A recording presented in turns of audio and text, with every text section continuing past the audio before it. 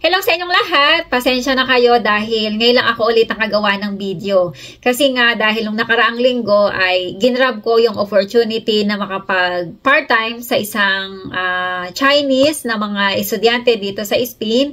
Dito kasi ay napakabihira na magkakaroon ka ng part-time kasi nga hindi naman ito katulad ng France at saka ng Italy na maraming mga nagpapalinis. Kaya sinamantala ko na ang pagkakataon. Talagang natutuwa ako dahil meron kasi nag-message sa akin na isang kaibigan. Meron kasi siyang kilala na naghahanap ng maglilinis doon sa mga Chinese. At dahil ako naman ay available, sinabi ko na ako na lang. At yun nga, matagal bago nag-message yung magpapalinis. At yun nga, natuloy na nung Sunday. At ginrab ko ng opportunity. Sakto lang at ang ibinigay kong oras ay 1:00 dahil hindi ko alam kung ilang oras ko lilinisin yung bahay, kaya medyo inagahan ko dahil meron din akong klase ng Spanish ng 6:30. Then, ang bayad sa akin ay 10 euro per hour. Tapos, sobrang grabe, siguro ilang buwan yung hindi nalilinisan yung bahay na yon. Medyo malaki yung bahay, 2 kwarto. Tapos medyo malaki, tapos sobrang alikabok talaga ng bonggang-bongga, tapos ang daming buhok. Ano ko kasi kung general cleaning ba, oo daw, kaya talagang nilinis ka ng bonggang-bongga. Tapos dahil nanibago yung katawan ko dahil nga ang trabaho ko ay stay in. Once kasi na ang trabaho nyo ay stay in, hindi naman kailangan mong bilisan ng bonggang-bongga ang pagtatrabaho dahil whole day ka magtatrabaho dun sa mo. Kaya nabigla yung katawan ko. Dahil yung part-time na yon, syempre, per hour ang bayad sa akin. Kaya, gadang kilos ko talaga ay bilisan. Tapos talagang kailangan maayos. Talagang bonggang-bongga. Ginawa ko yung best ko. Then, binayaran nila ako ng pang-4 na oras. Pero, ginawa kong 4.5 kasi nga, tinapos ko yung trabaho. Meron pa ako dong side na hindi masyadong nalinis kasi nga kukulangin sa oras. Kaya ako nag-exceed ng 30 minutes kasi kahit papaano gusto kong matapos yung pinapalinisan sa akin. At yun nga, kumita ako ng 40 euro. Hindi na masama kasi nga sayang din naman yun. Hindi mo naman niya mapupulot dito. Malaking bagay na ang may tutulong nun. Kaya dito sa Espanya, kung kayo ay makakarating dito, kung merong opportunity nag-aantay sa inyo, i-grab nyo na. Kaya lang, tulad nung sabi nung kaibigan ko na nag-refer, next time, huwag ko nang uulitin yun kasi baka mamimihasa. Ginawa ko lang din naman yun kasi nga first time nilang nagpalinis at saka gusto ko lang talaga na kahit pa paano ay natapos ko yung trabaho. Hindi ko alam kung magpapalinis pa ulit sila or after na ng ilang buwan kasi nga kinaya nila ng ilang buwan na hindi nagpalinis, baka hindi ko alam kung ano. Kaya dito kasi talaga napakahirap makahanap ng part-time. Kasi nga dito ay ang mga nagtatrabaho naman dito na mga amo ay may mga full-time na silang tagalinis. Then yun nga, dahil sa sobrang pagod ko ay hindi talaga kaya ng katawan ko na magawa ng video.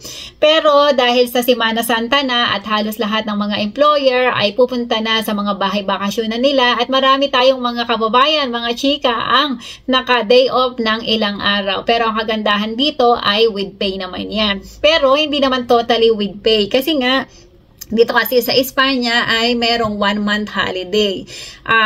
Depende sa amo kung yung 1 month na holiday mo na yan ay isang straight na isang buwan or kagaya ko na putol-putol. Ako kasi nung nagsimula ako dyan sa aking employer ay talagang sa interview pa lang ay diniscuss na ni madam ng holiday ko ay hindi pwede na straight. Kasi nga 1 week sa Semana Santa, 1 week sa Christmas, 1 week kapag depende kung ano ang gusto ko, ganyan. Yun nga, ang nangyari ay naka-holiday na ako ngayon.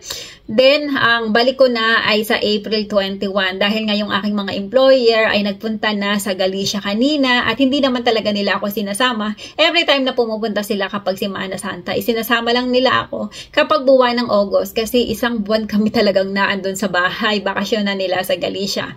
Ayan, dito kasi sa Spain ay meron nga tayo tinatawag na isang buwan na holiday. Pero mas maganda sana kung ang isang buwan yung holiday ay isang straight na isang buwan, lalong-lalo na makapagbuwan ng August. Dahil sa makakahanap kayo ng extra na trabaho. Unlike kapag ganitong mga panahon, kagaya ngayon, wala akong pasok na 11 days, mahirap makahanap ng mapagpa-part-time man ng ganitong mga petsa kasi nga walang masyadong naghahanap dahil ang mga employer ay lumalayas kasi ang mga amo dito ay may kanya-kanya silang bahay bakasyonan kasi maraming mga probinsya dito sa Spain na talagang bumibili sila ng bahay doon o kaya ay nagre-rent sila kapag mga ganitong bakasyon.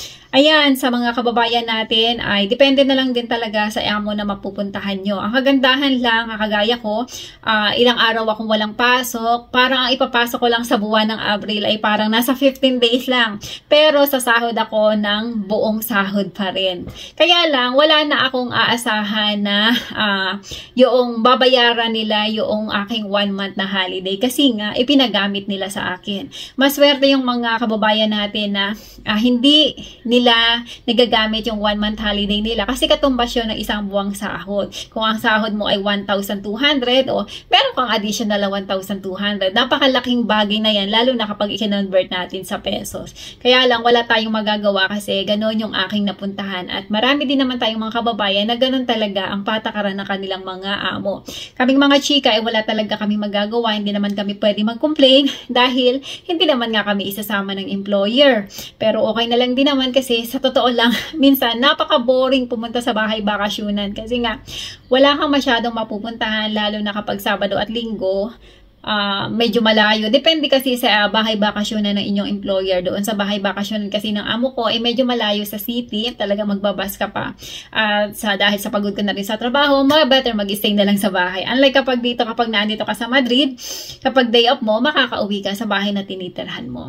Sa mga kababayan natin na successfully na makakapunta dito sa Spain, kung sakaling kayo ay naghahangad na magkaroon din ng mga extra na trabaho na katulad na nangyari sa akin noong nakaraan, ang gawin nyo, i-message nyo yung mga kakilala nyo dito. Sabihin nyo sa kanila na pag meron silang alam na part-time, ay baka pwede nilang i-consider ikaw na ikaw ay kanilang sabihan para naman ikaw ay magkaroon ng extra trabaho. Kaya lang sa totoo lang, halos lahat naman dito ay gusto rin ng extra trabaho, lalong-lalo na kapag araw na ang day off. Dahil wala naman talaga tayong ginagawa dito, kundi magpahinga lamang sa ating mga higaan kasi minsan nakakapagod din lang talaga ang nakahiga.